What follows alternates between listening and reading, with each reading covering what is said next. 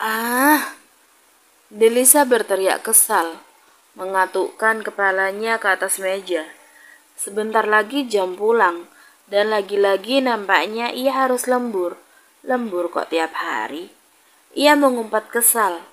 Perasaan gue dikontrak jadi sekretaris deh, bukan buat jadi upi kabu. Kerjain aja biar cepet pulang.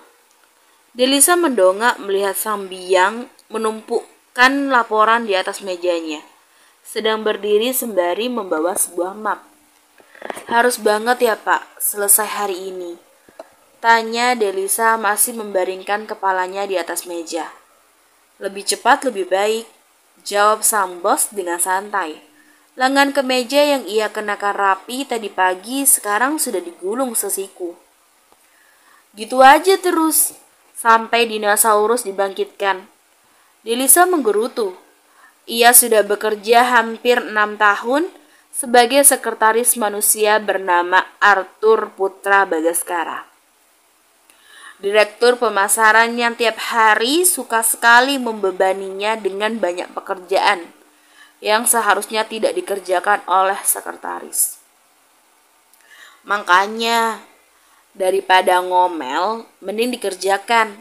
Nah kan, gimana Delisa nggak marah, nggak gondok kalau tiap hari selalu begini? Masuk jam normal, pulang tengah malam. Akhir pekan kadang masih juga harus mengurusi bosnya ini.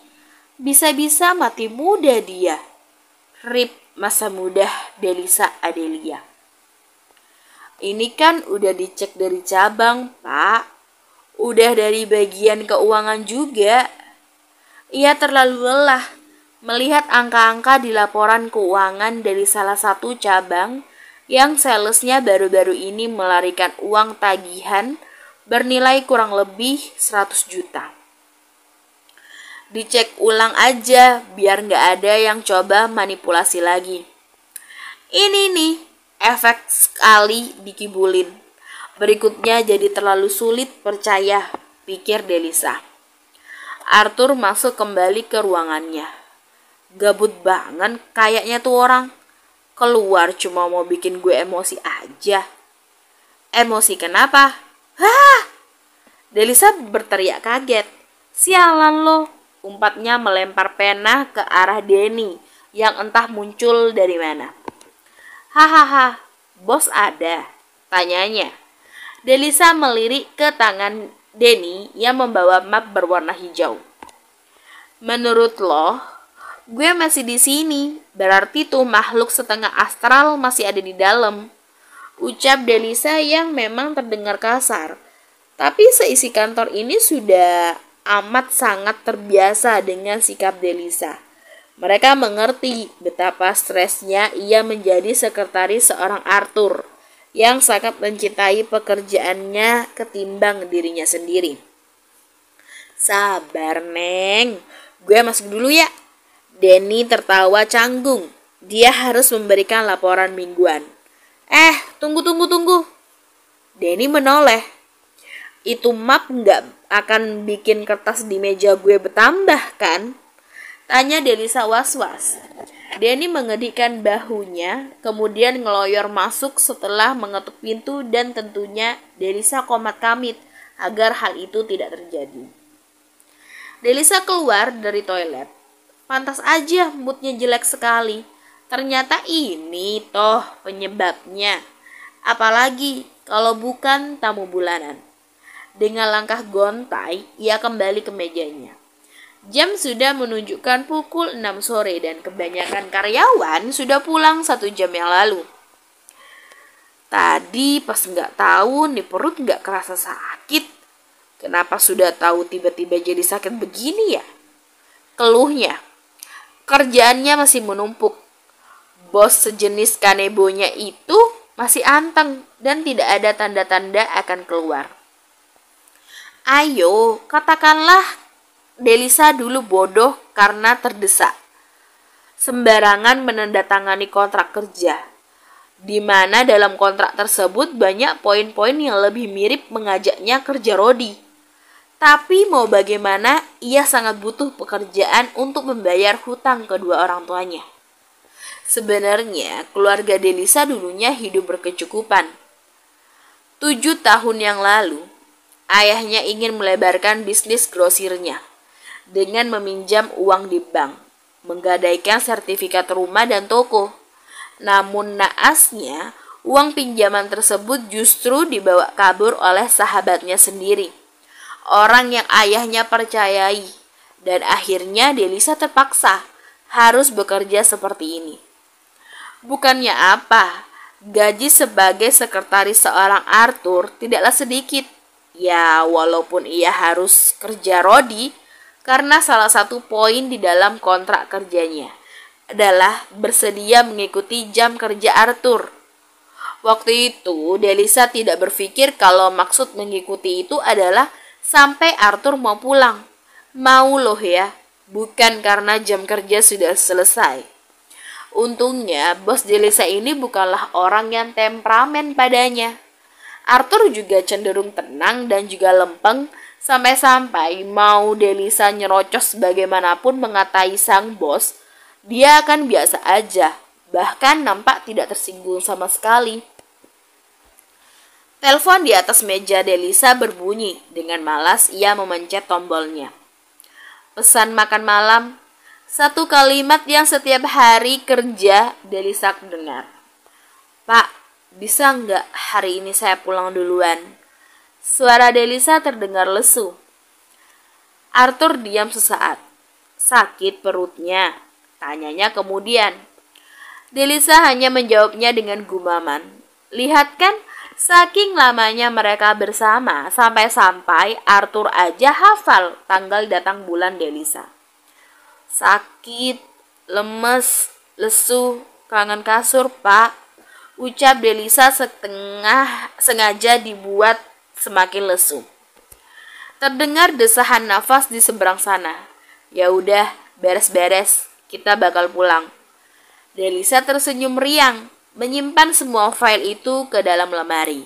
Akhirnya ia bisa tidur jam 8 malam ini.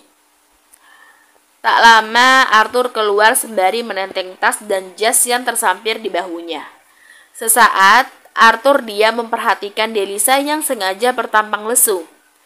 Mereka berjalan beriringan. Kantor sudah nampak sepi dan seperti biasa mereka berjalan dalam diam. Setibanya di samping mobil, Arthur membukakan pintu untuk Delisa. Ya, memang beginilah Arthur kalau Delisa sedang sakit. Dia akan bersikap lebih lembut. Coba aja kalau Delisa sehat walafiat. Boro-boro mau dibukakan pintu, yang ada Delisa yang harus menyetir. Kita mampir sebentar, ucap Arthur tak sadar kalau Delisa sudah terlelap di bangku sebelahnya. Arthur menoleh melihat ke arah Delisa yang tergolek ke kanan. Arthur menurunkan sedikit posisi kursi yang diduduki oleh Delisa. Kemudian mengambil bantal kepala di kursi belakang, kemudian dengan pelan memakaikannya ke leher Delisa. Mereka pun sampai di depan kontrakan Delisa. Gadis itu masih terlelap. Del. Suara Arthur mencoba membangunkan Delisa. Walau setengah tak tega saat melihat wajah lelah sekretarisnya itu. Delisa, bangun. Delisa menggeliat bangun dari tidurnya. Udah sampai ya, Pak? Tanyanya sambil menguap. Jaga image kek di depan Pak Arthur. Lupakan. Sudah entah sejak kapan Delisa masa bodoh dengan pandangan Arthur. Arthur hanya gumam mengiyakan. Oh, makasih ya Pak, sudah nganterin saya pulang. Delisa bersiap turun. Bawa ini. Arthur menyodorkan kantong belanjaan yang cukup besar ke arah Delisa. Terima kasih ya Pak, katanya kemudian turun dan tak lupa melempar sembarangan bantal kepala itu ke kursi belakang. Dan seperti biasa, dia tidak ambil pusing dengan pandangan Arthur. Bantal kepala itu memang ia yang memintanya. Karena saking seringnya mereka pulang larut malam, dia jadi sering ketiduran di dalam mobil. Mobil Arthur berlalu. Delisa masuk ke rumahnya. Setelah mandi, ia pun mengecek apa saja yang Arthur belikan untuknya. Kantong tersebut berisi banyak cemilan, Lalu juga ada obat penghilang nyeri datang bulan. Dan 2 jenis pembalut siang dan malam. Tidak lupa sebungkus nasi goreng favorit dari Delisa lengkap dengan empingnya. Tiap bulan beliin gue ginian, apa nggak malu ya dia? Delisa menatap 2 benda berwarna pink dan hitam itu bergantian. Dia tidak kebayang seperti apa wajah Arthur yang lempeng itu waktu di kasir untuk membayar pembalut. Atau saat sang bos berdiri di depan etalase khusus roti Jepang ala perempuan. Gak salah lagi. Si bos titisan penjajah itu pasti sudah sering beliin pacarnya beginian. Pasti. Desisnya. Tapi lo kan bosnya jomblo akut. Bahkan selama hampir 6 tahun mereka bekerja, tak sekalipun bosnya nampak berkencan dengan seseorang. Delisa masa bodoh. Toh kalau malu pun itu bukan dirinya. Kemudian dia memilih untuk tidur. Delisa bersenandung riang sembari mengaduk segelas kopi. Senang amat, tumben. Delisa menoleh tersenyum riang ke arah Syakwa dan juga Denny yang baru saja masuk ke pantry. Bahagia dia, kemarin pulang cepat, ucap Denny yang mulai mencari gelas hendak membuat teh. Wah, serius? Kok bisa? Syakwa nampak kaget. Lebih tepatnya kaget yang sengaja dibuat-buat. Membuat Delisa jengah dengan tingkah mereka. Seolah pulang cepat untuk seorang Delisa adalah sebuah mitos belaka. Ya bisa dong, bos lagi kesambet tuh, katanya dengan santai. Gila ya lo, katain bos mulu. Santai. Bos gue kalau soal singgung menyinggung dia gak akan marah. Bukannya apa? Selama ini, Arthur memang tak pernah protes atas apapun julukan dari Delisa kepadanya. Arthur bilang, selagi Delisa bisa bekerja profesional, tidak masalah. Karena sejauh ini, hanya Delisa yang sanggup mengimbangi cara kerja Arthur. Oh iya, lo tahu dari mana kalau gue balik cepat kemarin? Denny menoleh berdecak kesal. Kemarin gue lembur nyelesain laporan. Ada yang miss sedikit. Terus pas gue balik ke ruang bos, lo udah gak ada. Ruang bos juga udah kosong. Gila, gue ditinggal sendirian sama kalian. Hahaha, mampus. Cibir Syakwa tepat di samping Denny. Diam lo, kesalnya. Hahaha, gue kemarin gak enak badan. Terus bos langsung ngajak gue balik. Ya udah, lo sakit aja tiap hari. Congor. Enak banget lu nyuruh orang sakit tiap hari. Sergah Denny mendengar ucapan Syakwa yang terdengar seperti ide brilian. Patut dicoba. Delisa memegang dagunya dengan telunjuk berlagak seperti detektif di komik-komik. Ya udah, sono lu. Pak Arthur ntar nunggu kopinya lagi. Usir Denny. Daripada tambah gak jelas obrolan mereka. Delisa tersenyum lebar. Berjalan meninggalkan pantry dengan santai. Tidur yang cukup ternyata benar-benar membuat mood menjadi lebih baik. Ini kopinya pak. Delisa meletakkan secangkir kopi di atas meja kerja Arthur. Pria itu nampak fokus membolak-balik kertas laporan. Ada jadwal apa saya siang ini? Delisa menelan ludah dengan kesal. Padahal baru beberapa menit yang lalu, tepatnya sebelum ia membuat kopi, dirinya sudah menjelaskan jadwal Arthur hari ini. Jam 10 kita ada meeting dengan sales dan kepala cabang, bahas tentang target bulanan dan pencapaian bulan kemarin, Pak. Kemudian jam 2 ada pertemuan dengan investor bersama dengan Pak Angga. Jam 4 meninjau produksi, Pak. Terdengar tidak padat bukan? Tapi percayalah, sangat sulit membuat semua itu berjalan tepat waktu. Apalagi meeting kali ini. Mungkin akan memakan waktu lebih lama. Undur meetingnya jadi besok. Mata Delisa agak membola nih. Ayolah Arthur, jangan buat gue jadi reok, ucap Delisa dalam hati. Tapi Pak, ini meeting penting cabang loh Pak. Ya terus kenapa? Delisa makin greget, ditambah Arthur bahkan tidak menoleh kepadanya dan masih fokus pada kertasnya. Kasihan dong Pak yang dari cabang, Bapak sendiri kan yang bilang harus efisien waktu. Kalau mereka belum selesai Delisa bicara, Arthur mengangkat wajahnya menatap Delisa dengan datar. Undur aja, tegasnya. Tapi Pak, tahukah Arthur betapa sulitnya mengatur jadwal di antara semua pekerjaan yang menumpuk itu? Saya harus selesaikan ini dulu, baru kita meeting. Sampaikan ke semua yang ikut meeting untuk PK ke pabrik. Delisa mendesah berat. Belum lagi ia harus mengabari Bu Angel, direktur keuangan. Mana Bu Angel galaknya kayak guguk tetangga lagi. Baik Pak. Delisa keluar dari ruangan Arthur. Kemudian memelototi ruangan itu sembari menyumpah serapah dalam hati.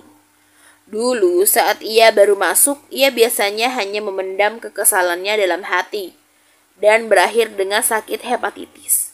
Akhirnya ia memutuskan untuk menjadi barbar. Toh, bosnya tidak pernah marah dengan sikapnya. Kenapa lo? Tanya Syakwa begitu melihat wajah tertekuk dari Delisa. Delisa menyeruput es teh, mencoba mendinginkan kepalanya. Tadi pagi ceria banget, siang udah bertambah aja kerutan lo. Denny duduk di samping Delisa.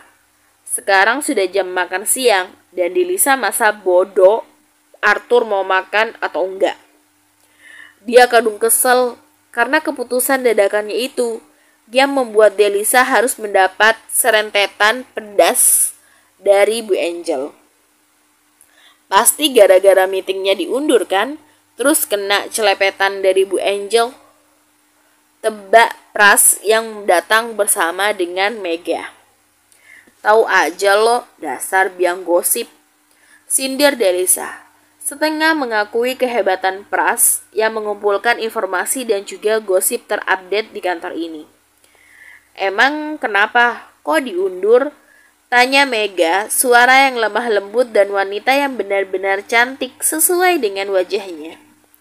Temen Mbak tuh ngeselin, mana nggak ngasih alasan yang lebih valid lagi, cuma nyuruh undur doang gara-gara dia mau nyelesain ngecek laporan cabang. Mega tertawa mendengar keluhan dari Delisa yang bisa dibilang setiap hari dia lakukan. Mungkin memang lagi nggak bisa ditunda aja kerjaannya, yang mau diperiksakan banyak. Delisa hanya menatap Mega sembari menghembuskan nafas lelahnya. Dia heran kenapa bukan Mega aja yang menjadi sekretaris Arthur. Selain karena mereka teman saat kuliah, Mega juga adalah orang yang sangat kalem dan penyabar. Sangat cocok kan berurusan dengan Arthur? Emang banyak sih, tapi emang kapan pernah kerjaan dia sedikit? Semua terdiam sesaat namun kemudian mengangguk kompak. Iya, sejak kapan pekerjaan seorang Arthur itu menjadi sedikit? Delisa kembali ke meja kerjanya. Tidak ada tanda-tanda Arthur keluar dan tidak ada chat apalagi telepon minta dibelikan makan siang. Udah makan belum ya tuh orang? Delisa menggaruk kepalanya yang mendadak gatal. Padahal tadi pagi dia sudah keramas. Gimana ya, namanya hati perempuan suka khawatiran. Walau di otak sudah menyangkal dan bilang biarin aja dia kelaparan. Toh bukan dirinya sendiri. Tapi hati tetap aja bilang kasihan. Tanpa mengetuk pintu, Delisa menyembulkan kepalanya dari balik pintu. Bapak udah makan? Arthur yang masih fokus mengecek file menengok ke arah pintu. Udah jam istirahat? Tanyanya. Tuh kan, dia lupa, pikir Delisa. Udah masuk lagi, Pak. Oh, Arthur melihat ke arah jam. Jelas jam sudah menunjukkan jam 1 siang. Bapak mau makan siang sekalian kita nungguin investor atau mau saya pesenin makan sekarang, Pak? Tawar Delisa. Ini orang kalau sakit imbasnya bisa membuat Delisa pulang subuh nih. Kamu udah makan? Delisa mengangguk. Pesenin aja makanan yang cepat saji. Jam berapa investornya sampai? Tadi saya sudah pastikan ke Bu Anggun kalau sekarang Pak Angga sudah bersama investornya, Pak.